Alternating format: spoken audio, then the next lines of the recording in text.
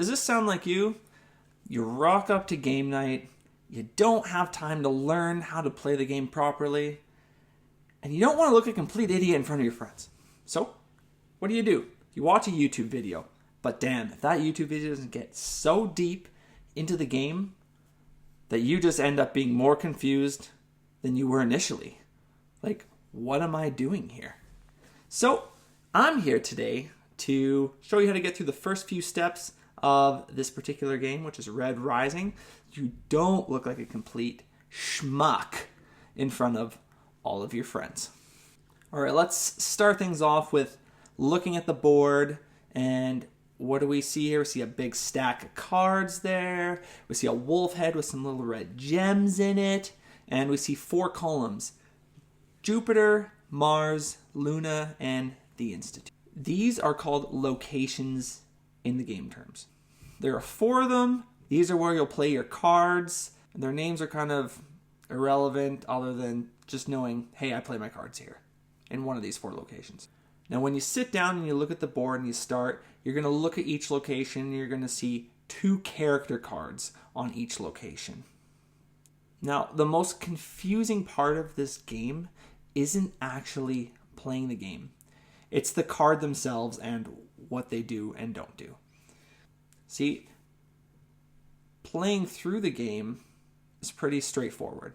All you do is you take a card from your hand, you put it on one of the locations, and then after that, you pick up a card from another locations. There's a couple other things you can do, but this is mostly the only thing you're going to be doing, and this is the only thing you really need to know going forward to get started with your friends.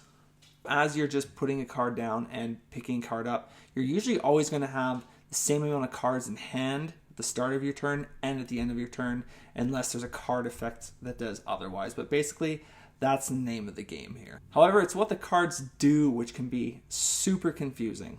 I want you to come away from this experience confused, but not super confused. So let's take a look at one of these cards here. You'll see that it's a character from the book. Now look at the top left-hand corner. That's the amount of points that that card will give you at the end of the game. Whoever has the most points at the end wins. So if you have 5 cards with 25 points on each card at the end of the game, you're gonna have 125 points. Only it were that easy, then I wouldn't have to make this video. Let's look at the bottom of this particular card.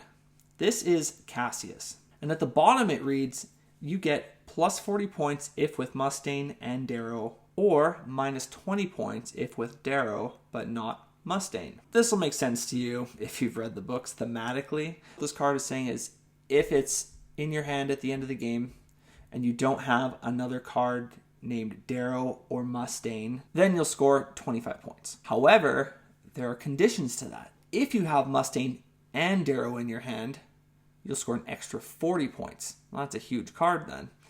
But if you grab Darrow and fail to get the Mustang card, boo-hoo.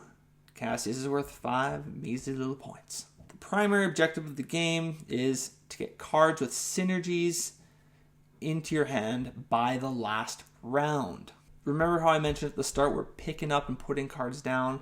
Well, that's how we're going to be filtering cards to try and get a great combination into our hand. But before I move on, we need to talk about one last thing that the cards can do. You'll notice there's a little symbol here. It's a little rectangle with an upward arrow.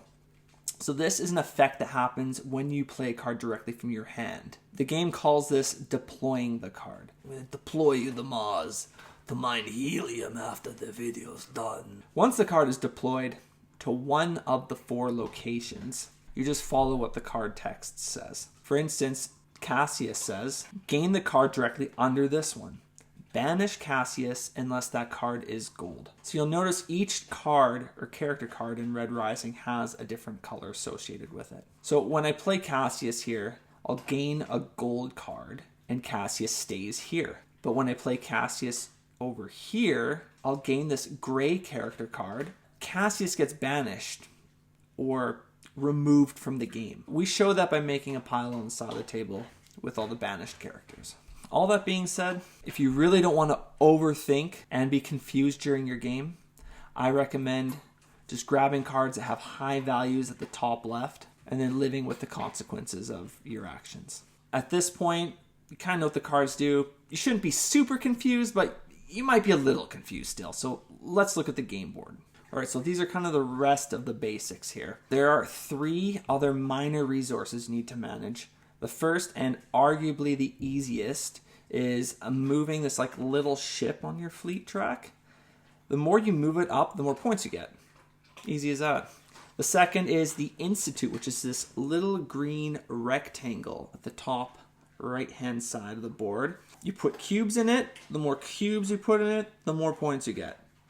Easy peasy. Then there's a third way. So a wolf head with the red gems in it, those are called helium. And the more you collect, you got it. The more points you get. Adding points into these different columns is actually what's going to define the end of the game. So you kind of know when you're getting close. So if you notice, one player has 7 pieces, or is about to have 7 pieces in 2 of those 3 things, then the game will end. Or if, let's say you're playing with 4 people, 3 of the players each have 7 cubes or spots on the track or helium. If each player has 1 of those things, then the game ends. It's kind of weird, but your game master should be able to help you with that. And they also should be able to help you add up your scores at the end. And if you don't have a game master, well, that's what the rule book's for.